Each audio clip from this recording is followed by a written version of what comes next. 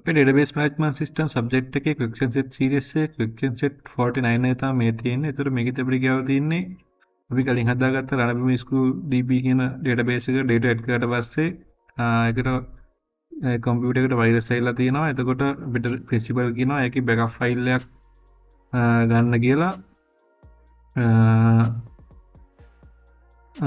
ඒ backup file එක රණබිම MySQL DB backup කියන විදිහට සේව් කරගන්න කියලා තියෙනවා. ඉතින් මේකට අපිට අදාළ queries ටික ලියාගන්න තමයි තියෙන්නේ. මේකට අපි cmd එක තමයි use කරන්නේ. ඒකට මේ විදිහට අපි command prompt එක run as administrator දීලා open කරගමු.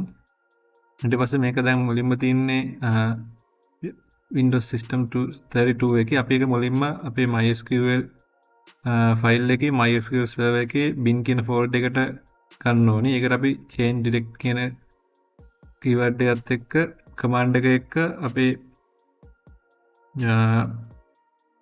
MySQL file එකේ bin කියන folder එක තියෙන location එක මේ විදිහට දෙනවා. එතකොට මේ විදිහට අපිට අපේ command prompt එක අපේ path එක වෙනස් කරගන්නවා. ඊට පස්සේ අපිට තියෙන්නේ මේ MySQL server එකේ bin folder එකේ තියෙන MySQL dump කියන exe file එක use කරලා තමයි මේ add එක කරගන්නේ. ඒ හින්දා අපි ඒකින් MySQL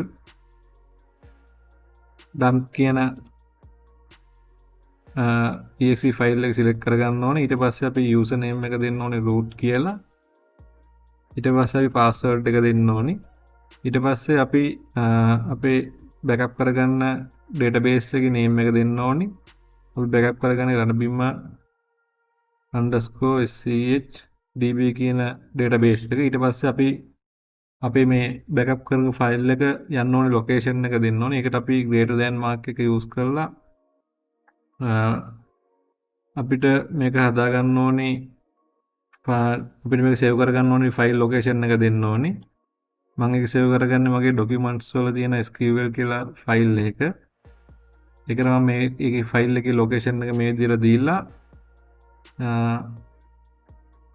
ඊට පස්සේ අපි දෙන්න ඕනේ අපි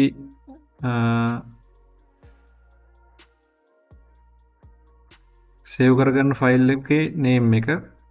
ඒකට මේ විදිහට අපිට ranabima_ch_db backup කියලා අන්තිමට අපි .sql කියලා file type එක දෙනවා. ඊට පස්සේ අපි මේක දීලා enter දුන්නා මේ විදිහට අපේ MySQL එකේ password එක ඉල්ලනවා. අපි ඒතර password එක දීමු.